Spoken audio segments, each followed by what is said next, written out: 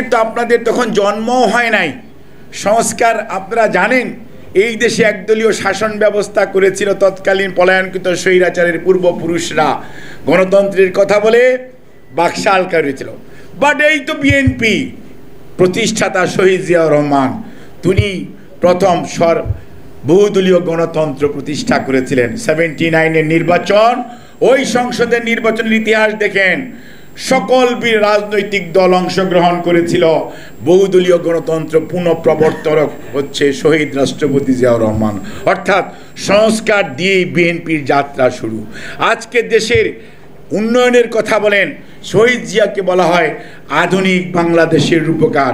আজকের যারা বয়স্ক মুরব্বীরা আছেন, 71, 72, 73, 74-এর পরীক্ষার যে আমাদের মেট্রিক ইন্টারমিডিয়েট পরীক্ষার কথা মনে আছে, তখন সাংবাদিকরা লিখত গণ টুকাটুকি। এত টিভি তো ছিল না, কয়েকটা বিটিভি ছিল, আর হইতেছে কয়েকটা পত্রিকা ছিল।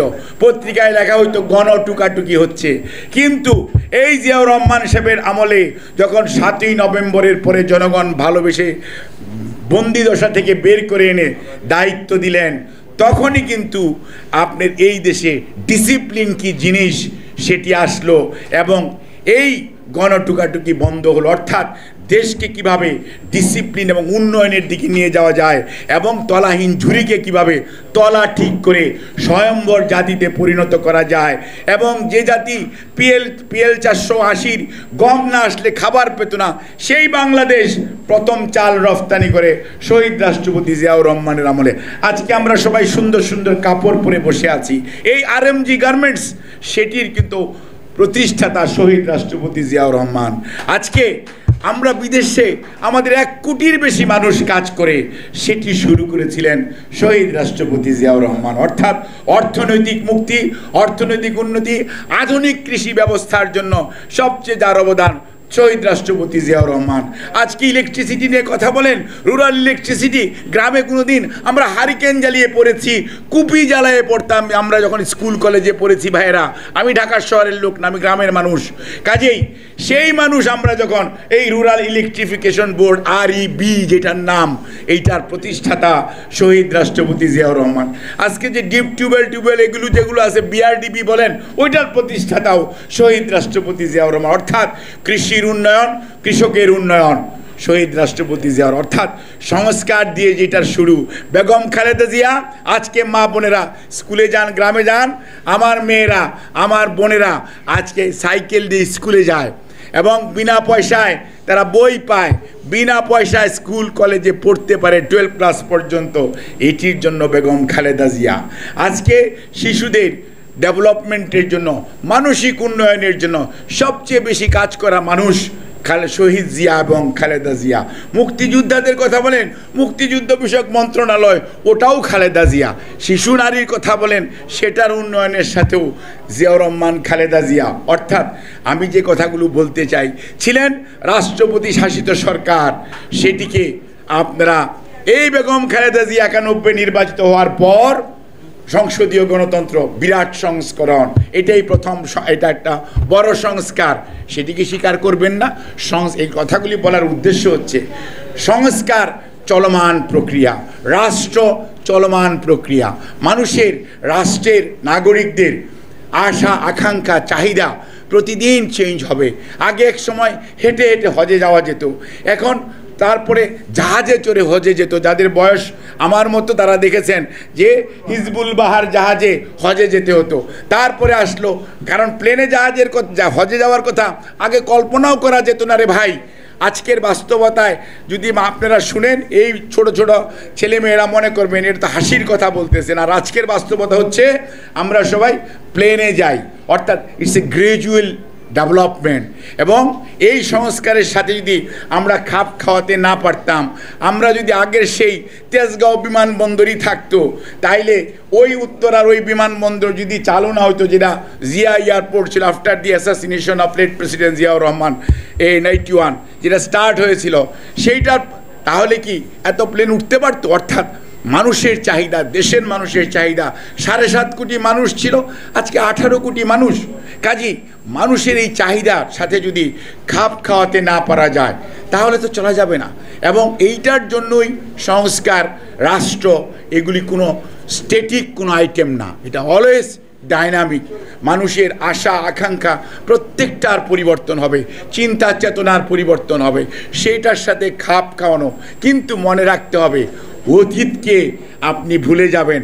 প্রথম কতদিন বয়ান দেওয়ার চেষ্টা করলেন যে 36শে জুলাই বা 5ই আগস্ট 24 এটিই নাকি দ্বিতীয় জন্ম, এইসব কথা বলার চেষ্টা করলেন।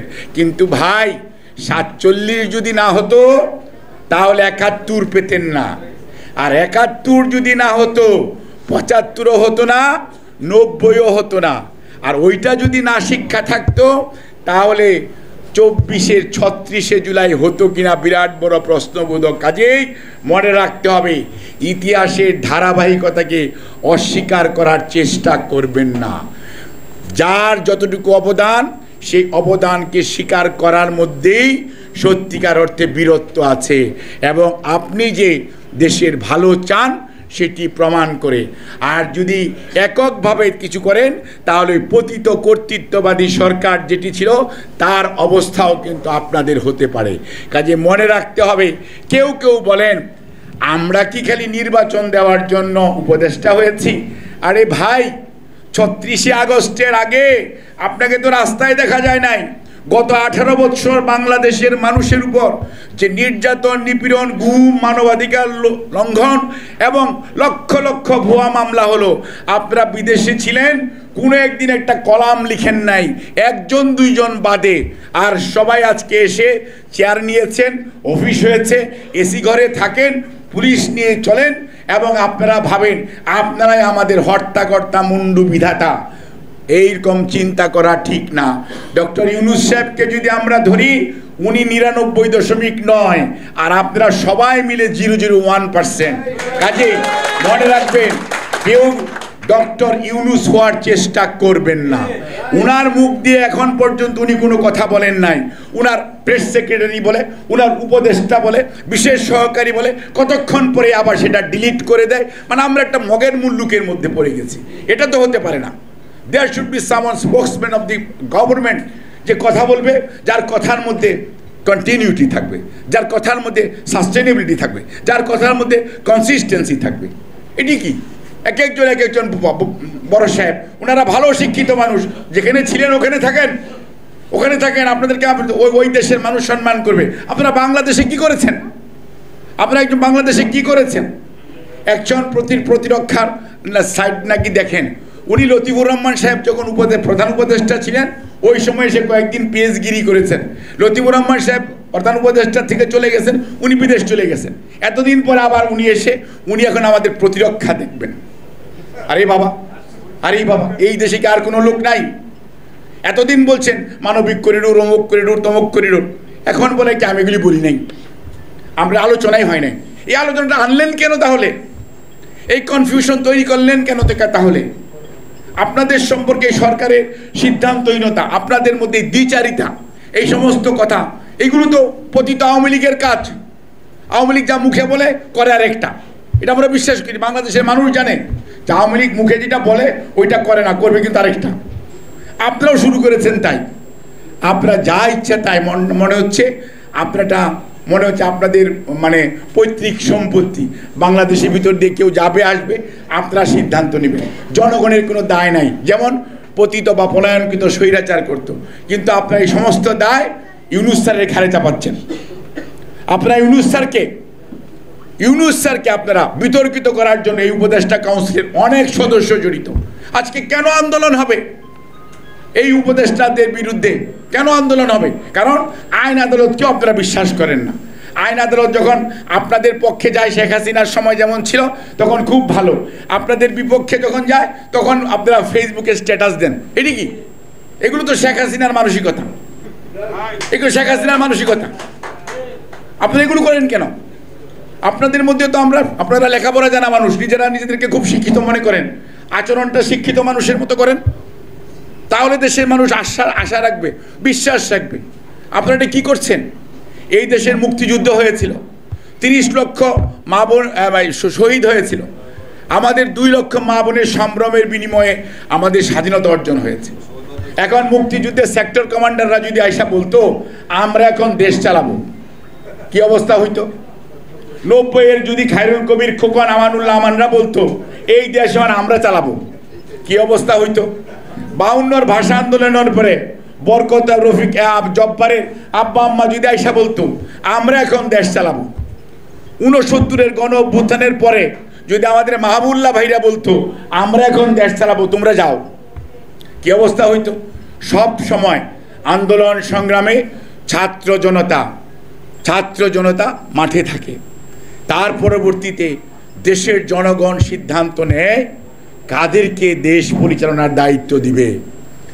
এখানে উল্টা হলো, আপনারা নিজেরাই নিজেদেরকে এক ঘরে করে ফেললেন, সকল কৃতিত্ব আপনাদের দাবি করে অন্য সবাইকে আপনারা অপমানিত করেছেন। প্রথম আমরা চুপচাপ ছিলাম, কিছুই বলি নাই, কিন্তু স্বৈরাচারের দোসর এবং দেরকে সাথে নিয়ে আপনারা দেশ পরিচালনা করতেছেন এবং স্বৈরাচারের দোসররা আপনাদের ভিতরে থেকে আপনাদেরকে ভুল পথে পরিচালিত করছে। আপনারা নিজেদের ক্ষমতা বা নিজেদের চেয়ারকে দীর্ঘদিন ব্যবহার করা অথবা ক্ষমতাকে প্রলম্বিত করার জন্য আপনারা সঠিকভাবে দায়িত্ব পালন করতে পারছেন। আপনাদের প্রায়োরিটি ফিক্স আপ ঠিক নেই।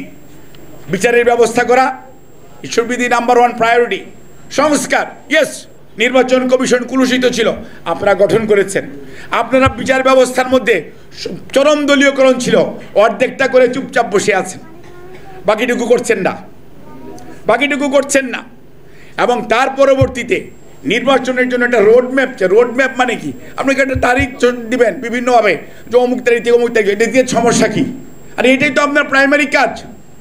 আজকেও দেখেন বিদেশি অনেক পত্রিকাতে এসছে যে আপনাদের, এবং যে আন্তর্জাতিক মিডিয়া, আন্তর্জাতিক মাধ্যম, আন্তর্জাতিক সংস্থা আপনাদেরকে মুহুর করতালি দিয়েছিল 5ই আগস্টের পরবর্তীতে, আজকে দেখেন তারা সেই হিউম্যান রাইটস ওয়াচ বলেন, মানবাধিকার কমিশন বলেন, বিদেশি বন্ধুরা বলেন, কি লিখছে? কেন ইউনূস স্যারকে কেন আপনারা এরকমভাবে বিতর্কিত করার চেষ্টা করছেন? দেশের মানুষের আস্থা আছে ডক্টর মোহাম্মদ ইউনূসের প্রতি, কিন্তু ডক্টর মোহাম্মদ ইউনূসের স্যারের সকল উপদেষ্টার, এই কিছু উপদেষ্টার অতি বাগ্মিতা, বেশি কথা বলা এবং যার যেটা কাজ নয় তার সেই সমস্ত কথা বলা। আরে ভাই, আপনার যে কাজ সেটা বলেন, কিন্তু কতিপয় উপদেষ্টা অতি কথন, যাদেরকে দেশের মানুষ চিনেও না, জানেও না, আবার কিছুক্ষণ পরেই কথাবার্তা প্রত্যাহার করার যে মানসিকতা, এগুলো করে দয়া করে কনফিউশন সৃষ্টি করবেন না। বাংলাদেশ সেনাবাহিনী আমাদের গর্ব, বাংলাদেশ সেনাবাহিনী এই জাতির গর্ব। জনগণের প্রয়োজনে 71-এও ছিল এবং আমাদের যত প্রাকৃতিক দুর্যোগ দুর্বিপাক হয়েছে সব সময় ছিল, 90-এ আমাদের সাথে ছিল। এইবার জুলাই মাসের আগস্ট মাসেও এই সেনাবাহিনী প্রমাণ করেছে তারা জনগণের প্রতিপক্ষ নয়, জনগণের বন্ধু। সেই জন্যই ওই প্রতিষ্ঠানকে বিতর্কিত করার চেষ্টা করবেন না এবং করে কোনো লাভ হবে না। মনে রাখবেন, আপনারাই বিতর্কিত হয়ে যাবেন যারা চেষ্টা করছেন। আপনারা বলেন দাবি করবেন, আরে ভাই দাবি তো কোনো সমস্যা নাই, দাবি তো করাই যায়, দাবি করার সিস্টেম আছে, কোনো কথা নাই, বার্তা নাই। রাত 12টার সময় একটা ফেসবুকে স্ট্যাটাস দিয়ে যমুনা ঘেরাও করেন, কথা নাই, বার্তা নাই, এটা ফেসবুকে দিলেন কেন? আপনি কোনো দাবি আছে, প্রথম সাংবাদিক সম্মেলন করে বলেন, তারপরে স্মারকলিপি দেন, তারপরে বলেন, সেগুলো তো করেন না। অর্থাৎ আপনারা মনে করেন এই সরকার আপনাদের।